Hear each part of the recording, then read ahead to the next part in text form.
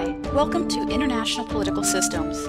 My name is Denise, and I am today's presenter. The topics we'll focus on here are 3 questions pertaining to the international system. The first one is, which systemic theory of international politics best explains regional integration efforts?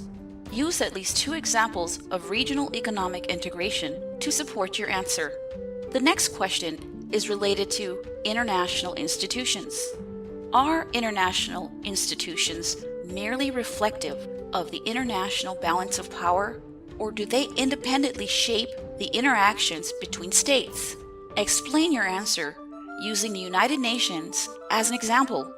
And the final question will help us to understand the global system. Does the process of globalization promote international conflict or cooperation? Explain your answer using at least 2 phenomena commonly associated with the process of globalization. Now, before we go into our primary topics, let us touch on some of the important international relations theories and definitions applicable to today's lesson. International relations.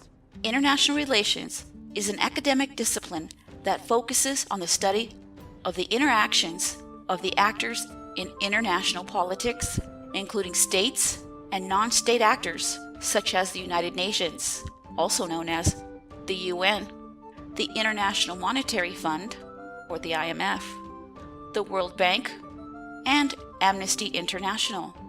What is a state? In the study of political science, we use the term state instead of the word country. A territory is considered a state if 4 elements are met. The territories must have geographical boundaries, a stable population, a government, and it must be recognized by other states.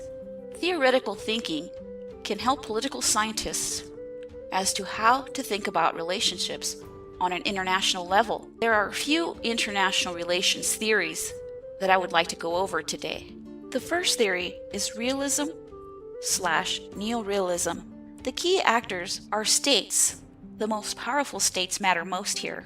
The view of the individual is insecure, selfish, and power-seeking.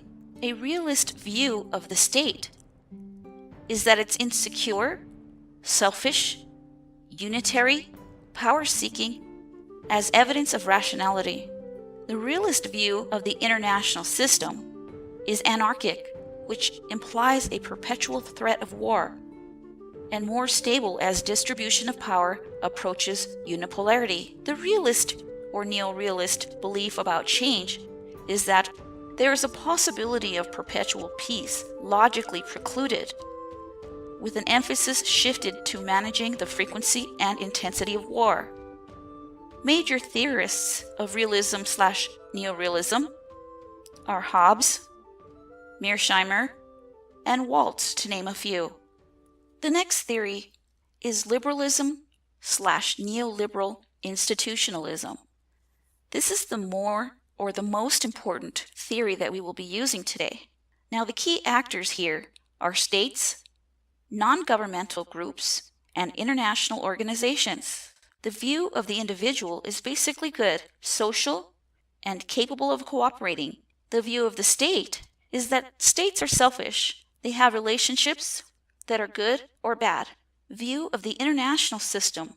This would be anarchy abridged by interdependence among actors, and international order. Beliefs about change are self-interest managed by structure, that is, institutions, leads to the possibility of perpetual peace.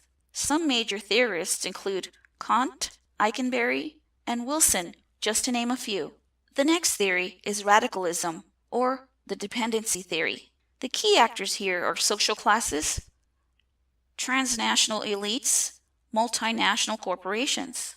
The view of the individual is that their actions are determined by economic class interests. The view of the state is that it is an agent of the structure of international capitalism and the executing agent of the bourgeoisie. The radical view of the international system is that it's highly stratified, dominated by international capitalist system. Beliefs about change here is that radical change is inevitable. Major theorists include Marx, Lenin, and Hobson, just to name a few. The final theory here is constructivism. The key actors are people, elites, and cultures. View of the individual is that he is the key component in the creation of meaning bound by education, socialization, and culture. The view of the state is that it is an artifact whose significance is socially constructed through discourse. The view of the international system is that it is an artifact whose significance is socially constructed through discourse. Change is possible by means of discourse, which means anarchy or war or peace. It is what we make of it. Major theorists here are Wendt, Foucault, and Derrida, to name a few. Now we can discuss our first question here. Which systemic theory of international politics best explains regional integration efforts? Use at least 2 examples of regional economic integration to support your answer. Now, we've already talked about the international relations theories, but if we look at only the actors in each theory, we will soon figure out what theory is applicable to this first question. So basically, the actors in realism/neorealism is the state, and the actor in radicalism is capitalist states versus developing states. The actors in constructivism, individuals matter. There's no differentiation between international or domestic. And finally, liberal, neoliberal institutionalism, the actor is states, international governmental institutions, non-governmental organizations, and sub-state actors. Therefore, our answer here is the liberalist, neoliberal institutionalism. Now let's talk a little bit about regionalism. Regionalism is the integration of neighboring states who voluntarily enter into agreements to move away from the legalities of individual state systems. The goal here is to develop new methods of resolving conflicts in that particular region. One example is the regional economic integration of Europe, which is the European Union. The Union was established during the 1970s and 80s when Japan and the US were competitive in the economic market. Ultimately, the EU was successful in making an impact on the world's political economy. Soon others would follow the EU model. Now, before we go into the European Union specifically, regionalism includes some intricacies, such as preferential trade agreements, or PTAs, which are agreements among regional member states to reduce tariffs for special products. The benefit of these reduced tariffs is that the member states may enjoy lower tariffs on designated products where other states would not. Preferential trade areas are considered trade blocs, and trade blocs are intergovernmental pacts, whereby tariffs are either lowered or eliminated altogether. The formation of a PTA is considered to be the initial step in economic integration. The PTA's primary goal is to become an FTA, or free trade area, such as the World Trade Organization. What is important to note here is that the World Trade Organization is pretty much in opposition to the preferential trade agreements. Perhaps the best example of regionalism is the European Union. The historical context of independent European nation states joining together goes back to the age of philosophers Kant and Rousseau. Specifically, after the First World War, Federalists took on the ideals of Rousseau, which meant giving up state sovereignty for the achievement of peace. Later, the threat of the only hegemon in that region, the Soviet Union, would be an excellent incentive to integrate. U.S. multinational corporations were also interested in the soon-to-be new European market. Currently, the European Union has 28 member states and serves as an economic and political entity. Per Mingst and Ivan 2013, significant events in the development of the European Union are 1952, 1979, 1999, and 2011. In 1952, the European Coal and Steel Community were created by Belgium, France, Italy, Luxembourg, the Netherlands, and West Germany. In 1979, there were high levels of negotiations on the European monetary system, and they were completed in that year as well. Also in 1979, there was the first direct elections to the European Parliament. In 1999, there was a common monetary policy and a single currency, the euro. And in 2011 was the Eurozone crisis.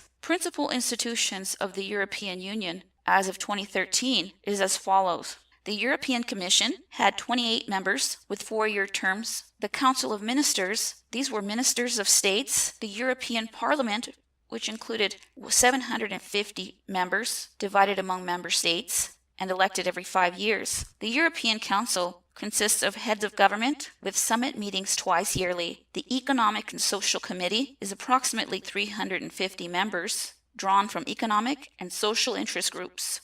The European Court of Justice consists of 28 judges and advocates general. Ultimately, the European Union was successful in making an impact on the world's political economy. Soon, others would follow the EU model. The theory that might best explain the creation of ASEAN is liberal regional trade because it appears to serve as an opposition to protectionism in the context of PTAs. The Association of Southeast Asian Nations is a regional intergovernmental organization with 10 Asian countries from the Southeast. ASEAN promotes intergovernmental cooperation, working on economic, security, political, military, socio-cultural integration, and educational issues. ASEAN, also known as the Association of Southeast Asian Nations, is considered a PTA, again, a preferential trade agreement. ASEAN was established in 1967 in Bangkok, Thailand, with the signing of the ASEAN Declaration by Indonesia, Malaysia, the Philippines, Singapore, and Thailand. Brunei Darussalam then joined on January 7, 1984, Vietnam on July 28, 1995, Laos, PDR, and Myanmar on July 23, 1997, and Cambodia on April 30, 1999, making up what is today the 10 members of ASEAN. According to the ASEAN website, their aims and purposes are to accelerate economic growth, social progress, and cultural development in the region through joint endeavors in the spirit of equality and partnership in order to strengthen the foundation for a prosperous and peaceful community of Southeast Asian nations. The list goes on, but is probably too long for this presentation. Basically, countries within that region have agreed to give each other preferential tax access regarding certain products. When states enter into such agreements, they are on their way to economic integration. Now, according to Mansfield and Milner, whether the Association of Southeast Asian Nations members are likely to pursue deeper integration in the future is contingent upon how the economic crisis in Asia unfolds. But there seems to be a complex web as to the reasons a state chooses to enter a preferential trade agreement. Some reasons are political, strategic, and others are to benefit corporations. For example, companies with competitors who seek to enter into a PTA may bar these states from entering into an arrangement or oppose its establishment altogether. In the Mansfield and Milner article, the question arises as to how a state would consider liberal regional trade as opposed to a multilateral system. The fear is that they will erode the multilateral global system that we have had since the end of World War II. Other scholars feel that economic regionalism might help with the multinational system and foster economic openness. Currently, there are more than 50% of global trade conducted through PTAs, and each WTO member state belongs to at least one PTA. The theory of institutions is considered in Rosado of 2011. Here, societal aspects of a state are the guidelines to making decisions to integrate. After integration, states will typically establish institutions to ensure that their agreements operate as smoothly as possible. Rosado states that the distribution of power can be affected by these types of institutions because states pool their resources together. The downside is that states lose their sovereignty in order to integrate. Regionalism is also considered a challenge to globalization.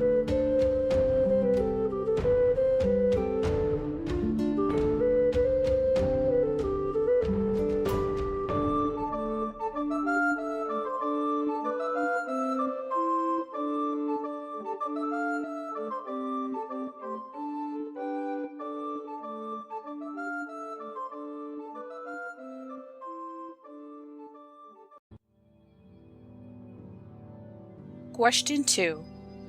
Are international institutions merely reflective of the international balance of power, or do they independently shape the interactions between states? Explain your answer by using the United Nations as an example. In this section, we will be using a few terms that will need to be defined before we proceed. The balance of power in international relations is the posture and policy of a nation or group of nations protecting itself against another nation or group of nations by matching its power against the power of the other state. States can pursue a policy of balance of power in the following ways: by increasing their military, the competitive acquisition of territory, or by adding their power to another state which is a future alliance. Unilateralism is defined as a doctrine that states should conduct their foreign affairs individualistically without any involvement of other states. Multilateralism, according to Mingst and Yvonne 2013, is the conduct of international activity by 3 or more states in accord with shared general principles, often but not always through international institutions. Theories and levels of analysis. Theories explain the consequences of the distribution of power resources among political units. The levels of analysis explain the causes of the external behavior of political units. The United Nations. The United Nations is an international organization of member states established in 1945 in succession to the League of Nations to promote international peace, security, and cooperation. Some experts claim that international institutions have altered the very nature of international relations. We will see evidence of this in our discussion on the United Nations. International institutions can be broken down into 2 categories: intergovernmental organizations, or IGOs, and non-governmental organizations, or simply NGOs. Let's start with NGOs so that we can get into our primary topic, which is IGOs. NGOs are non-state actors like multinational corporations, foundations, and transnational networks. These organizations typically work for the common good, socially, politically, and economically. They are voluntary and consist of associations and individuals. An example of a well-known NGO is Doctors Without Borders. These types of organizations do quite a bit of field work in their efforts to help indigent populations. Other NGOs are fixed in urban areas for the purpose of fundraising. Private foundations, for example, acquire much of their funding from private donors. The diverse roles of NGOs have been seen in environmental and humanitarian efforts and are known to mobilize masses of people from the grassroots level to the international level. NGOs range in size from local, national, to transnational. An example of an NGO impact on the world is the United Nations Conference on the Environment and Development in Rio de Janeiro in 1992. With the advent of the Internet, these NGOs are now linking up to create regional global networks. The downside to these organizations is that they can be used for negative purposes. For example, terrorist organizations, drug cartels, the mafia, and other illegal practices. Now, IGOs, or intergovernmental organizations, can provide avenues by which states communicate and interact with one another. We will see more of this when we get to the United Nations, and how IGOs are major contributors to habits of state cooperation. IGOs can be attributed to leading the development of rules and principles that are common to states. Moreover, state behavior is circumscribed in the form of written expectations. These values and rules are known as international regimes. The realist view of international organizations is that they function to reflect state interests. As we will see later on, realist scholars feel that they have no real influence on state actions or interactions. Yet others believe that international institutions have had a great impact on the nature of international political affairs. Recalling our Week 2 lectures, there has been ongoing debates between neo-realists and neo-liberalists since the end of the Cold War, with neo-realism rising again in the 1990s. We also looked at constructivism as a method of analysis regarding institutions' impact on the world at large in terms of cultural norms and identity, as well as political culture. Indeed, these institutions have developed operational and organizational cultures that are influential to the international civil servant identities.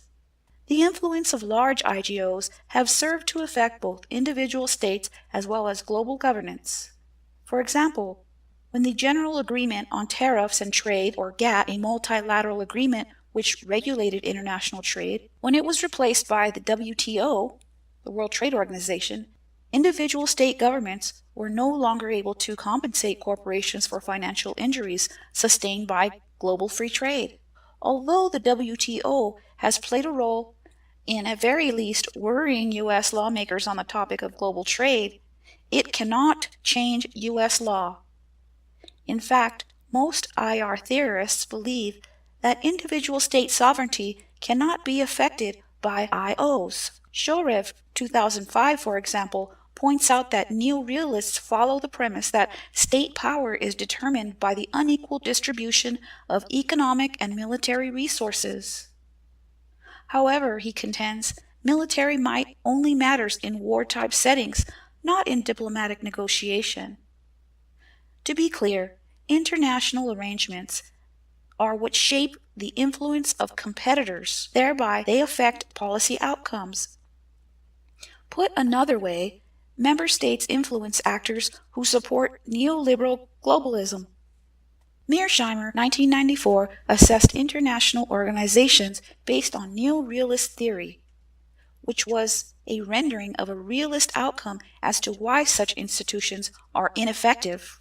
He states that realism has 5 assumptions. Number 1, the international system is anarchic. Number 2, states have military capabilities which give them the ability to destroy each other. Number 3, the intentions of other states is never clear. Number 4, the primary motivation of a state is survival. And number 5, states are always thinking strategically in order to survive internationally. Cooperation does take place in a realist world, but its historical lessons tell us otherwise. Obstacles to such cooperation are relative gains, as well as the possibility of cheating. Kenneth Waltz suggested that one should analyze individual, state, national, and international systemic levels. In contrast to Mearsheimer's opinion that IOs are ineffective is the work of Abbott and Sneidl, 1998, who looked to the WTO, NATO, and the IMF to demonstrate that such organizations play several critical roles aside from peacekeeping, dispute resolution, and nuclear safety, all of which IR theory has only sparingly addressed. The authors state, "What is interesting is the extent to which formal organizations may assimilate in terms of interaction. Such organizations may constitutionalize protection for weaker states, holding stronger states accountable under rules and specific procedures." Perhaps the most interesting theoretical analysis is derived from Martha Finmore's work on humanitarian intervention. She points out that neither realism nor liberalism can explain the motivation to assist other states, especially those that have nothing to offer the intervening state. Realists would expect to see some geostrategic or political advantage, while neoliberalism would emphasize economic or trade advantages for the interveners. Recall our definition of constructivism. Finmore contends that focusing on international norms, which are structured upon social change, best answers the question as to why states would intervene on a humanitarian level if there is nothing to gain from it at all. With the end of slavery and decolonization, norms shifted. This allowed for new rights as well as the concept of self-determination, which came to be equated with sovereign statehood. According to the Thompson reading, institutions do independently shape the interactions between states. This is evident by his statement that the U.S. would benefit from sitting at the United Nations table and helping to shape outcomes that will affect U.S. interests. Moreover, engagement with the United Nations has additional long-term benefits that should not be overlooked, he states. These statements were in response to the U.S. making unilateral decisions regarding the invasion of Iraq, rather than using the multilateral method of diplomacy offered by the United Nations. Recall the discussion on IGOs, that they can be attributed to leading the development of rules and principles that are common to states. State behavior is circumscribed in the form of written expectations. Well, in the case of the United Nations, President George W. Bush never pursued constructive leadership at the United Nations. The world is continually being shaped by the United Nations. There are 6 major portions of the United Nations. The first one is Security Council, and that has 15 members. Its primary responsibility is peace and security. It identifies the aggressor, decides on enforcement measures, and so on. The General Assembly is the next one, with 193 members. Each state has 1 vote, with 6 committees. The primary responsibility for the General Assembly is that it debates any topic within the Charter's purview, admits states, elects members to special bodies, and so on. The next portion of the United Nations is the Secretariat, which is headed by the Secretary General. The main responsibilities of the Secretariat is that it gathers information, coordinates, and conducts activities. The next portion of the United Nations is called the Economic and Social Council. This council consists of 54 members that are elected for 3-year terms. The responsibility of this council is that it coordinates economic and social welfare programs. It also coordinates actions of specialized agencies. The 5th portion of the United Nations, originally composed of administering and non-administering countries, now made up of 5 great powers.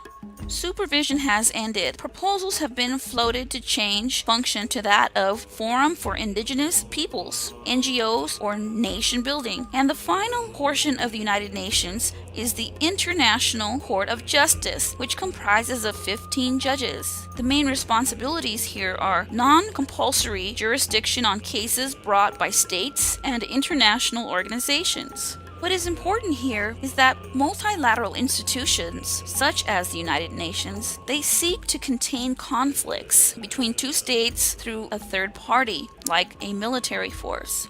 So, therefore, traditional peacekeeping operations of the United Nations are the Suez Canal, the Sinai Peninsula, Congo, Cyprus, South Sudan, and southern Lebanon.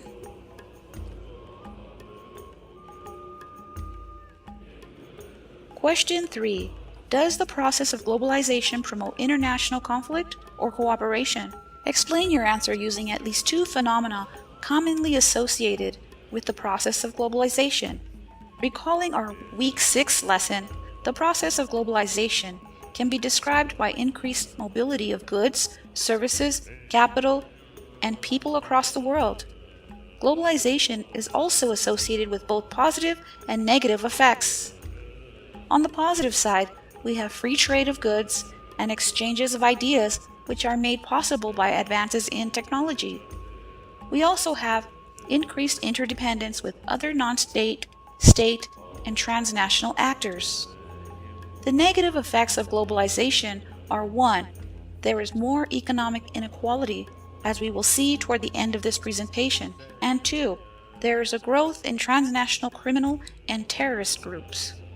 Finally, depending on one's position, the most important effect of globalization is that the nation-state is in decline and no longer the primary actor in the global system or as a unit of analysis in the modern system. Per Huntington, 1993, after the Cold War, the international political system reflected interactions between Western and non-Western civilizations and among non-Western civilizations. This power shift is known as the West or the Rest. In our Week 6 discussions, we saw that the next shift in power could be China and the decline of the US or an eventual bipolar system between the 2 states. China is part of a collective emerging power called BRICS: Brazil, Russia, India, China, and South Africa. There are 2 types of power shift. The first is the transition of power from the West to the East, and 2, a diffusion of power among state and non-state actors such as terrorist groups and multinational corporations. As we will see later on, globalization is partially driven by a fast-paced economic system.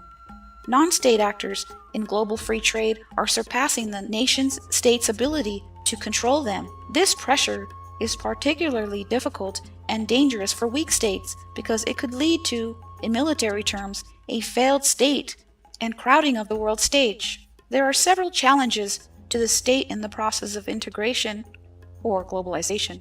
They are listed as follows with an explanation for each item.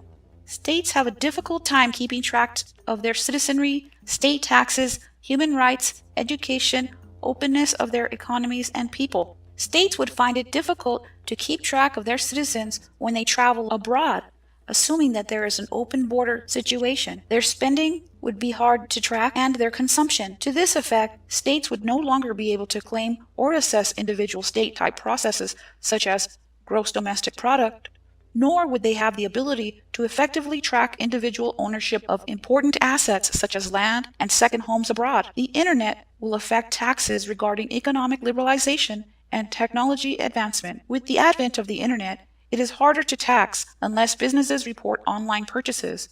In fact, globalization has opened doors for tax evaders for multinational corporations as well as for individuals. The structure of globalization shows an emergence of a multipolar system. The rise of the economies of Mexico, Indonesia, Nigeria, and Turkey, also known as MINTs, along with BRICS, has caused global economic competition. The manner in which multinational corporations function abroad, especially large corporations like Nike, Eddie Bauer, and Toys R Us, with regard to human rights issues, definitely affects the country's reputation and its image worldwide. First, multinational corporations are commonly referred to by their home state's name as if they were acting on behalf of the country. Therefore, any human rights violations made by even a company's subcontractor manufacturer in a developing country negatively affects the home state. This is reflected in codes and orders established by the U.S. For example, in the mid-1990s, the White House enacted an apparel industry partnership,